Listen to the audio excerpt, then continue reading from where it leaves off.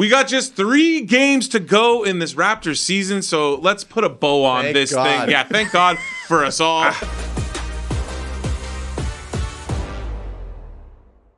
This is Basketball Island. Hein, Hambone, Fab, and filling in for Wes, Jevohn Shepherd. Thank you for joining us. Yeah, buddy. Let's get it. And yeah, shout out to Wes, like kind of our guy's killing it. He's at man. the Final Four right now, doing some sideline reporting, hopefully bringing us back some gear. We said we wanted our Wemby stuff, so we didn't forget Wes. I'm looking right at the camera. Disappointed we haven't seen him in a cowboy hat yet. Or in the bolo tie. Yeah, I mean, come on, man, lean into it. Lean into it. Okay, let's. This is basically our official recap to finish the Raptors season. And Jevohn, I'll start with you. We're going to do a fill in the blank. When you're looking at the whole of this Raptors season, soup to nuts, beginning. Soup to nuts. Soup to nuts. Soup to nuts. I dropped the soup to nuts to Stevie Johnson, and Stevie Johnson was basically, I don't know what that means, but our quarterback Josh Allen's got big ones. So that was his answer. So try to top that. So this Raptors season was blank. Ooh, peculiar. No. Yeah. I thought Big word for a That's a Michigan boy. that's a good answer. Wow. See that, right? You see the Michigan. Wait, Michigan's known for like having great education. What are you talking about? He wouldn't know that. He wouldn't know that. It's above him. No, I think. Yeah, I think this season was. It's been strange because there's been so many different cycles, and then you talk about being in development, rebuild, and then you make the move for BI, and then you're at the end of the season and you're better than all the bottom half of the league. So I think in that sense it's been strange, but it still gives you this spring of optimism going into next season. And I actually believe this is probably as is right now without even, knowing what happens in the summer, the moves or, the draft pick. I think this is a team that's fighting for a 6th seed. Wow. And or 7th seed in the play-in. Because there's a lot of talent there. And again, I don't think the bottom half of the East has the potential to get much better than the Toronto Raptors. But as far as this year, calling these games, it's been like counting sand on a beach. Just given what they're paying all these dudes, though, shouldn't the goal I agree with you. I think they're like a 7 seed next year going into the season. I would be shocked if they finish in the 6th seed next year. Like, I'm thinking more towards 500 is probably realistic. But then isn't that a major disappointment considering what you're paying all these guys? Yeah, but that goes down to like how they built the roster, right? Like, a lot of it depends on Scotty Barnes. A lot of it depends on the draft pick they end up getting this year, which, we've been speaking about it ad nauseum. I thought, they didn't tank good enough. Okay, so wait, let me just set you up then. Fill in your blank. This Raptors season was disappointing only because the injuries to start the year, I thought really set them back a little bit. But I do have hope for a good team. I think 6th seed next year is probably best case scenario for them. Mm-hmm. I like what I've seen from Darko Rajakovic. I think he's, again, like a coach, you gotta get your players to play hard. And they're playing hard right now when the season don't mean. So to me, that's a good sign going forward. I have questions about the fit. We didn't actually have a chance to see Brandon Ingram. I'm sure the coaching staff has seen him privately in practices, so they can have a better gauge, obviously. I think 6 seed's hopeful. I like what I've seen from Darko. The pick will be a big thing for what happens next year. 500 to me, next year around 40, 41, 500 wins. in the East, Yeah. that's still... The East will get better. No, but to your point though, the bottom of the East will not get East better. is not getting better right now. Yeah, maybe not. Not in the short term. Maybe not. I mean, I that's what I want to see. If you're asking my realistic expectations, what's the over-under next year for the Raptors? 44.5. You think 44 Yeah. now? Because they're gonna 37.5. No, because they're gonna have a good pick. They're gonna add a good player, and they have the bones of a roster that could compete. Not defensive bones, which is again, it's my But with my Scott, problem. we've talked about it all year. Scotty's really made the leap defensively, and I know not the time to be praising Malawach after what we saw on Saturday night. But if you were to bring say they took him, and you have a guy like that who's 7'2", playing 20 minutes a night to sort of anchor your defense in a pairing with Pirtle, your defense is better. A lot of talent. I think there is going to be 7-8 guys on this team that you want to see get playing time. How do the pieces fit? I don't know. It kind of and that's the big question. It's how are those pieces going to fit? And the bigger question, again, is going to be your guard play, right? And having those pieces fit really depends on your point guard position.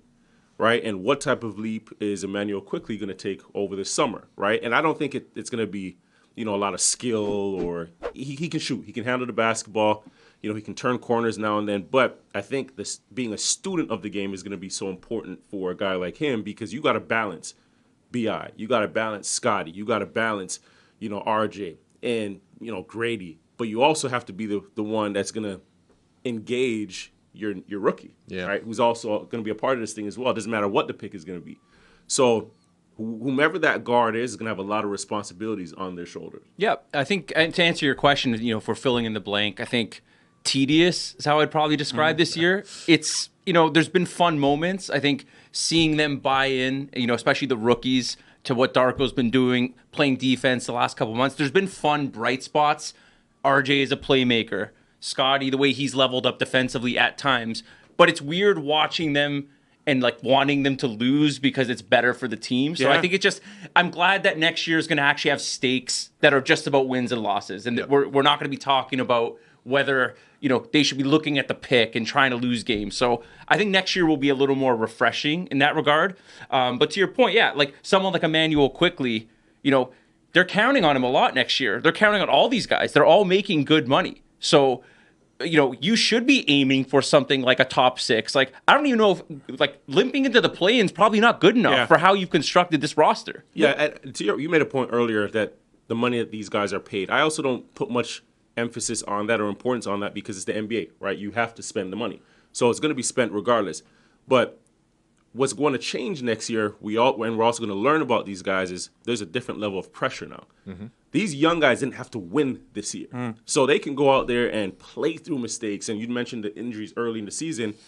And that created opportunity for guys like Jamal Shed, who also moved out your boy, Davion Mitchell, because he played well, right? Yep. So it's going to be a completely different situation where now these guys have shorter leashes. How are you going to play when you're looking over your shoulder and somebody's running up to check in after you turn the basketball over, after a defensive misassignment? So the hope is that all these young guys getting playing time now, they can shore up your bench next year. So the starters get their minutes, 30-plus a game.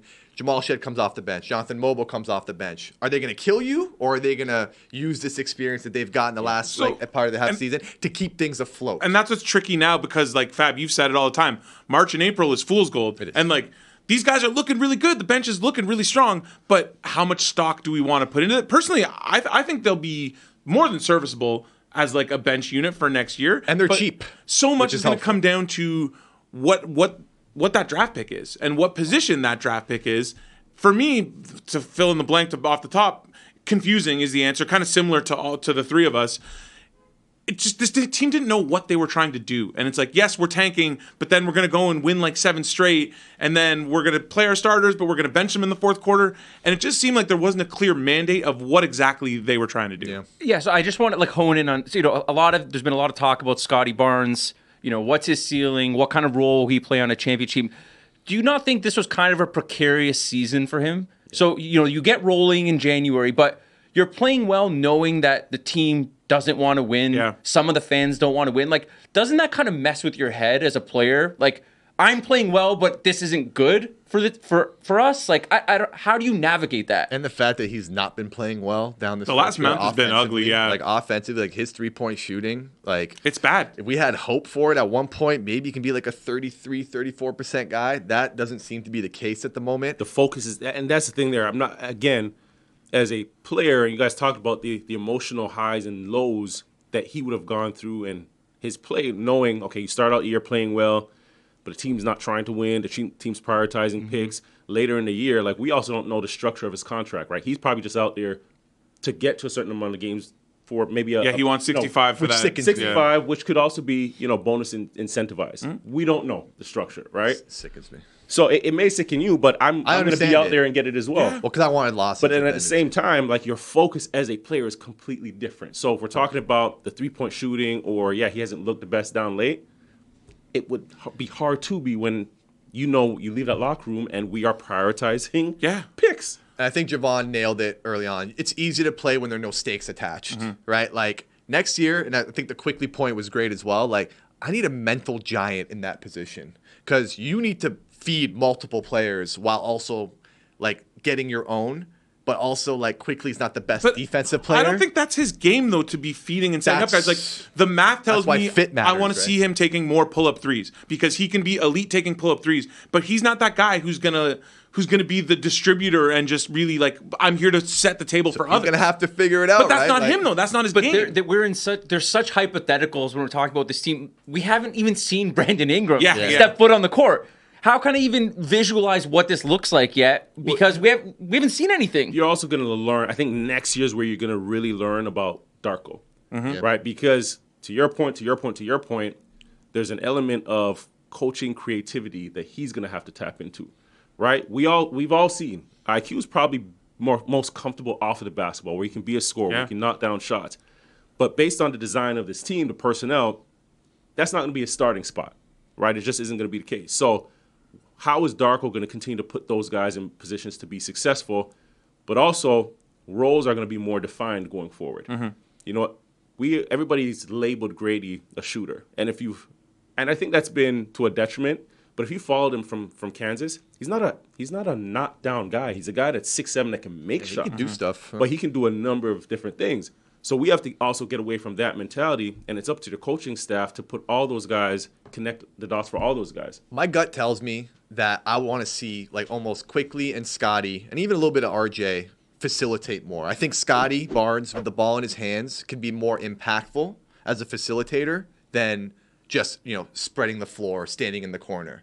I think you need to utilize Scotty Barnes because, again, to your point earlier about Quickly, he can at the very least spread you out. Yeah. He's a threat to shoot the three. If Barnes has the ball in his hands and he's initiating offense, running pick and roll, kind of pulling the strings, not all the time because I don't think that's proven to work. Yeah. But I would say around 50% of the time, if you want Barnes to be that connector, if he can't be a dude who can create consistent good looks for himself, as has kind of been proven out this last stretch of the season here, I think getting him in a facilitating type role while being able to have the energy to play very good defense is probably his best case scenario. I think you called him alpha glue guy. Yeah. Right? Like Yeah, that's kind of exactly. what it. But I said this when we traded for Ingram, is that Ingram also has to buy into what Darko is doing more too. Like Ingram's a very dribble.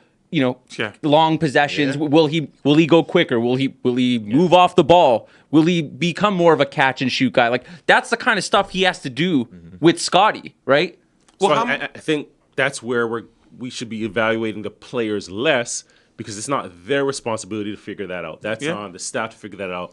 And you mentioned, Scotty as more of a facilitator, more of a hub. Well, they've utilized Scotty as that hub at like the elbow areas. So then what does that do for Pirtle? Right? Having both those guys on the floor, Lack of spacing. spacing. Which has been the Raptors' problem. Yeah. Like, I almost feel like this is just another iteration of the team that they had that were just like, Siakam, OG, Scotty, where's the spacing going to come from? Jakob Poeltl there. He's not a floor-stretching five. It's like, okay, now we're here. Scotty. Right back, yes, Ingram, exactly. Poeltl, I still think, okay, just RJ, to like, play- can these guys spread the floor? I don't know. At the end of the day, I think we got to look at it as a glass half full because there's a tremendous amount of talent there. And these are still good problems to have, right? For your fan base, for your coaching staff. Sure. Great problems to have. Figure it out, right? Things could be a lot worse when you have bare bones. Look at Washington. Like, you could be in a situation like that. You have nothing to work with. You have absolutely nothing to Now, work with. you mentioned before the defined roles. How much do you think the injuries at the beginning of the year played into maybe we didn't have defined roles for what those guys are within the offense? Yeah, I think that played a little bit, but also I think that was a part of the prioritizing the lottery as well, right? It's, a guy rolls an ankle, a guy has a stub finger. Maybe we're being a bit Convenient more- alibi. Yeah. Right? It's We're going to be a bit more patient. Give him a with week, it. a week longer than They normal. were unlucky to start the year. Yes. That was not. But that defined what their season began Yeah. because they couldn't do anything with you it. kind of now, like, with the injuries, you found yourself in a situation where you were, 8-31 at one point? Something crazy like that. And it's just like, okay, like, it sucks. It's a gap year. You do what you got to do. Tank, try and get a good pick. I think what also made it tough is like the times in the season when they start to win games. Right before a trade deadline, that month leading up, you want a string of games. So now you completely 8 in a throw row. off. Yeah, 8 You in a row. completely throw off what front office may have been thinking. You get to the latter part of the season when we need to be losing games, and you're playing. You have the weakest schedule in the league, and you're winning a string of games. But as well. I just want to point out that when they were winning those games, they were also getting stuff from Olynyk, and Bruce Brown. Like the Davion. vets were Yeah, helping yeah. them win, which that was the price you had to Showcase pay them. for You showcase showcasing them, yeah. right? So in one way, it kind of sucked, but you kind of also had to like put them in the window, That right? makes sense. Now, I want to go back a little bit to beginning of the year, and this is maybe for you guys more so because you are more connected to the league. You're talking to people from the States. When people look at that Scotty Barnes contract and what we got this year, what is the perception of maybe some of your counterparts south of the border when it comes to Scotty and that contract specifically? You had to give him the deal. No. I know we all know that, but I'm saying right now with how he's played and what the contract is. First of all, second of all, because they don't factor in that just part of it when you're a franchise in Canada. But we all know in the NBA you give that contract. Yes, I don't think the analysis south of the border factored that in enough. Like we know the reality of the situation. Like who's the last good Raptors But free agent? are we too close to it though? That's why I'm just kind of asking for but it's a real thing. Like you're not going to be like you're not playing hardball with Scotty Barnes. But if you didn't give him that contract this year and this season just happens, I think because of the nature of the NBA, he's still going to be a max guy. Yeah, and you get probably that. talk yourself into the defense and just the But potential. like knowing now that he's a super max guy and the year we just had, how do you feel is more so what I'm asking. Definitely pressure on him. I feel like there is now pressure. Like like you said, 6th seed next year. That's the goal. All right, Scotty. Like, can you affect winning? Is this the time? Like now he's got the pressure on him as a 1 or 2. I would have given him the max, and then now it's like, but now it's put up or shut up time. It's not even a question of you have to. We know that. We all know you have to give him the max. At the end of the day, right, you have to give him the money, and he becomes a placeholder until you figure out, is he a primary guy or is he a secondary guy? Or is on a great team, is he your number 3? But there's no question that you cannot lose or potentially lose Scotty Barnes. You have to keep him happy. In his draft class, he's one of the top 3 players. Right? Now, I think where we're a little naive is because he gets the money, we're expecting him to be tomorrow a guy that is leading you to a top 4 finish in the league, in the Eastern Conference. No, that is, we've got him secured here. Let's continue to build the pieces with and or around him. And that's where my stance on So it. when do you expect Scotty to take the next leap, quote unquote? It has The to one be that next year, affects does it winning? not? If it's not next year, then we Does know. it have to be next year, or are you willing to give him 2, 3? Because all of a sudden now you're looking at like he's midway through his second contract. If we're 3 years away and we still don't know, then you know.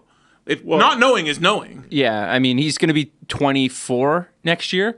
Yeah, listen, they've now put a team that is expected to win a decent amount of games. Yeah. He's a core part of that, and he has to play well next year, and he's making a max deal. So Scotty doesn't need to take another leap.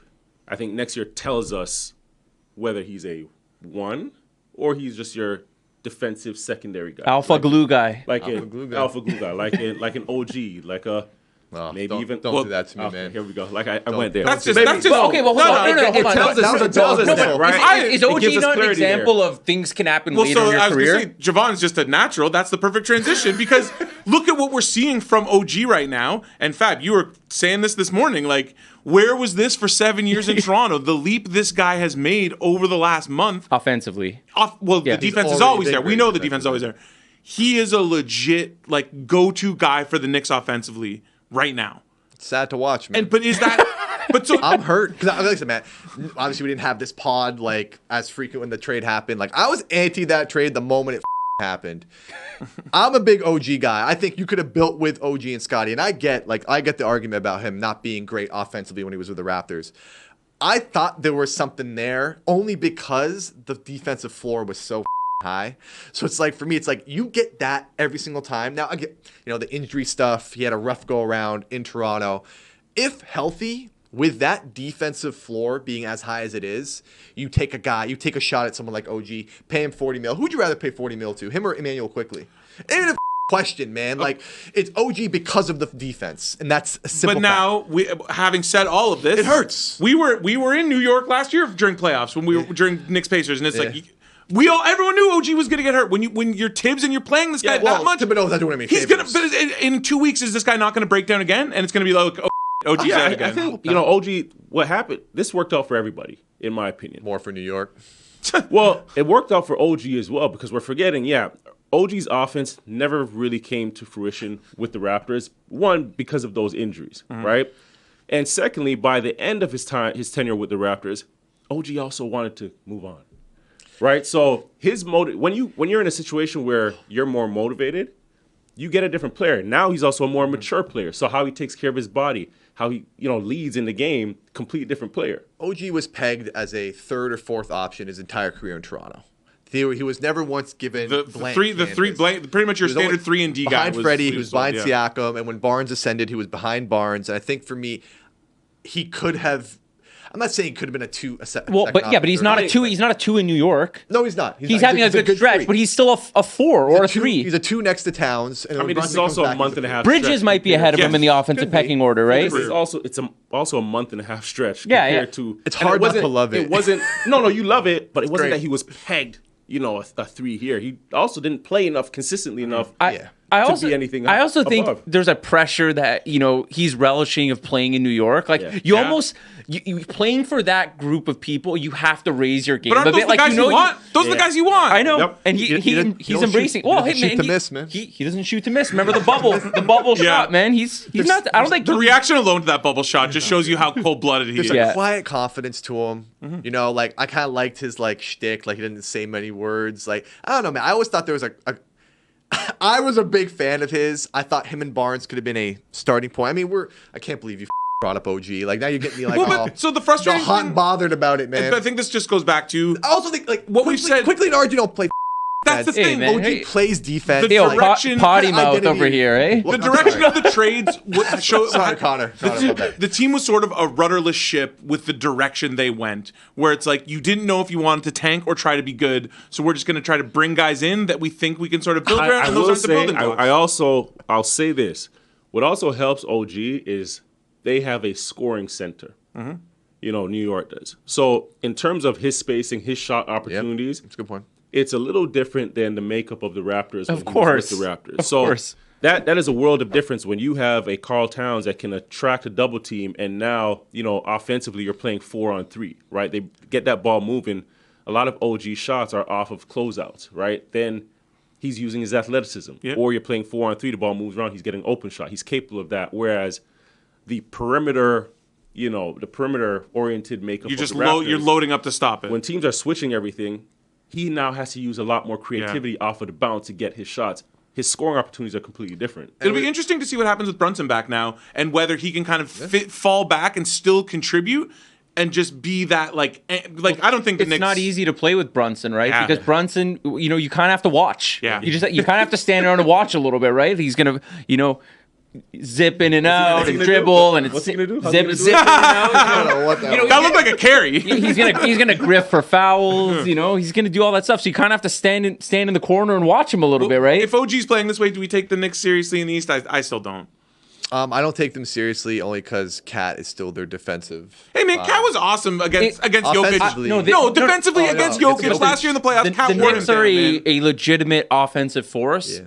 I just think Boston is the worst possible matchup for them, and that unfortunately is the roadblock they're going to have to look at. Wouldn't shock me if the Knicks. I think the Knicks could be Cleveland, but there's no chance they're getting by Boston. Let's just hope the Knicks stay healthy going into the playoffs, right? And let's make this thing interesting. Let's get everyone healthy, man. Right? Let's just stay last healthy. year was really rough with the injuries we had to kind of watch happen in the playoffs. It's a war of attrition, though. It is to a certain level, though, man. Where it's I want to at least see what should be the rosters on the court, or 80% of them. Down, this is completely off topic. Not really off topic, but I saw a stat earlier today.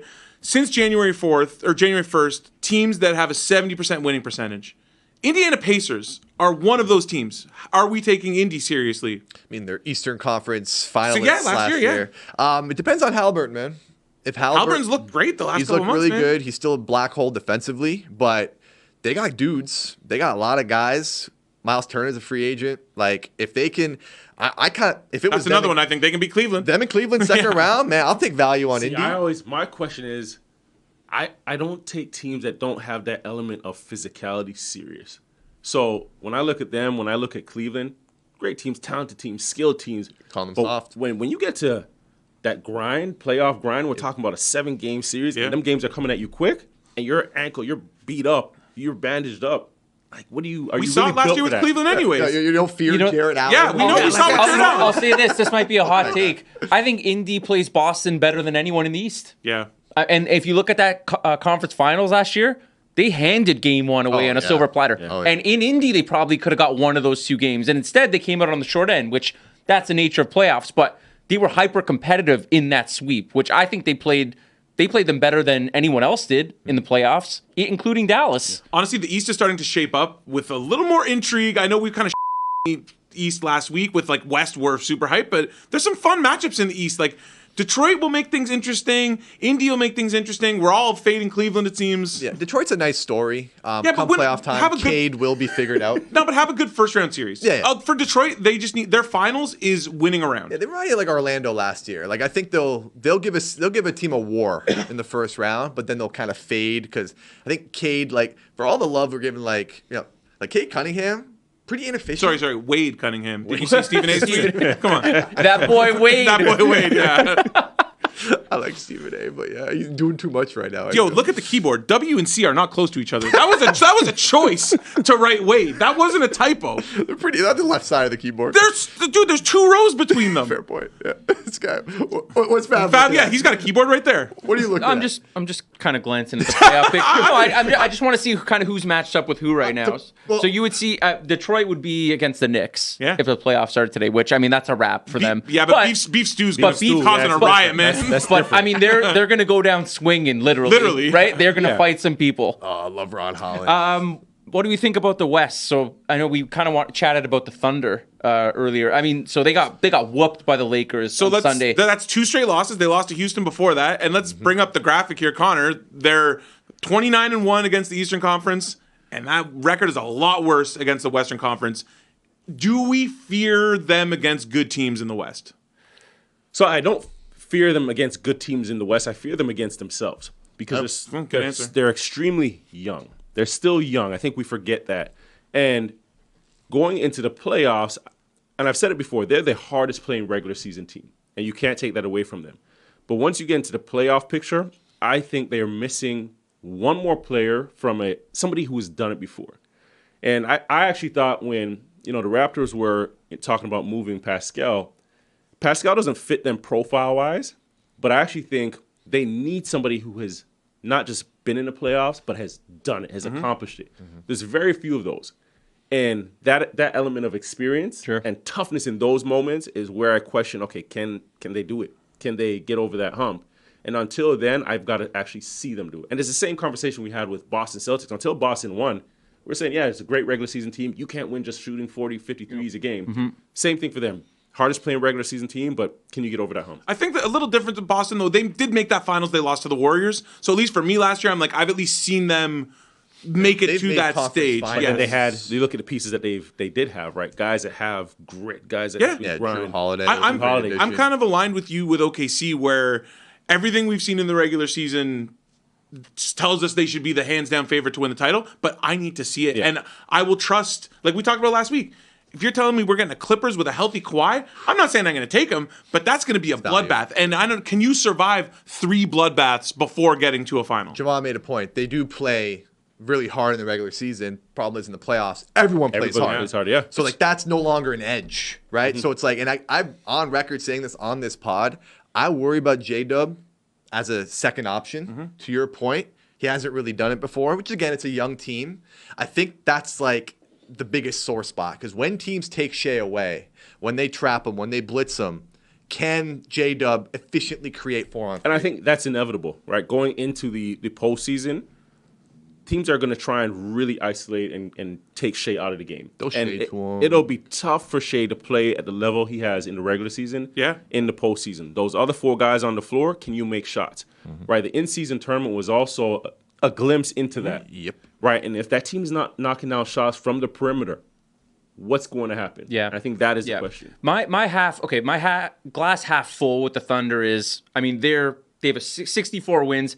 Okay, yesterday, how much motivation do they have at this stage in the season? They have the best defense in the league. I have no doubt that Shea is ready to lead a team to the promised land. He looks poised to me. But to your point, like the second and third fiddles, it kind of is gnawing at me a little bit. Yeah. Like, are these guys really at that That point? T-Wolves game sticks out like a sore thumb, man, where they really shut him down and forced everyone else to beat him. For sure, and that's an issue. But I will say this: they have rebounded from losses better than any team in the league this year. So you're talking about a series that's 7 games. Even if they do lose one of the first 2, they respond well. So that and their defense gives me faith that they can make that run. But, J-Dub, Chet, like, they're going to have to really play at, like, we're talking about championship level. They're going to have to play at that level. So the Chet injury, I thought, set them back come, like, around now. Like, this is where you feel the worst part of that, because Chet, I think, was the best guy available to become that second option.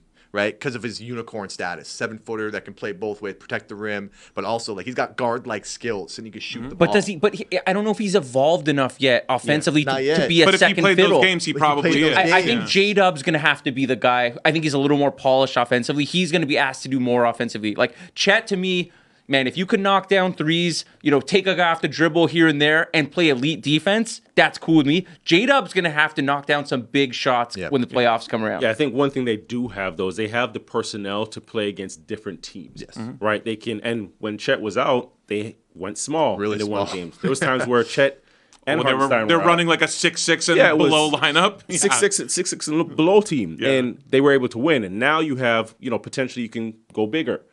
But it's, can you do it? Like, who has done it? Once again, I just want to reaffirm, I think Shea is ready to go toe-to-toe with anybody. I actually don't think anybody has an answer for him.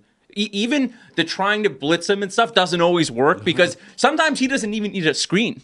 He is like, I'm just going to blow by you. And he'll always make the right read. That's why he's great, right? That's why he's the likely MVP. He'll make the correct read. It's just what happens after that. Once again, role players knocking down threes is cute. Yeah, is Isaiah Joe going to hit threes on the road? Until it's nut crunch time, game 6, and there's 4 minutes left and you're down 5. You're going to have the confidence to let that 3 fly, Aaron Wiggins? I'd probably have to rewatch it, but I feel like the Mavs series, in the losses in the Mavs series last year, it was those guys not hitting shots. It was those role players not hitting shots. If you look, Shea's numbers were great. Yes, in that series. he was awesome. No one else was ready to hit shots. And then they got destroyed by PJ Washington. Like, that's really The other thing is, the trade that swung the other Western thing is, Conference. for those guys and Shea's been great, but he has the ball in his hands a lot, right? And now those guys in those moments are going to be turned into players where they have to be the creators. They have to be the decision makers. Yeah.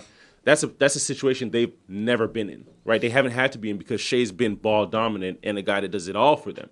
So not only do they have to make shots, but when you're boxing one and Shea, somebody else has to handle the pressure of figuring it out.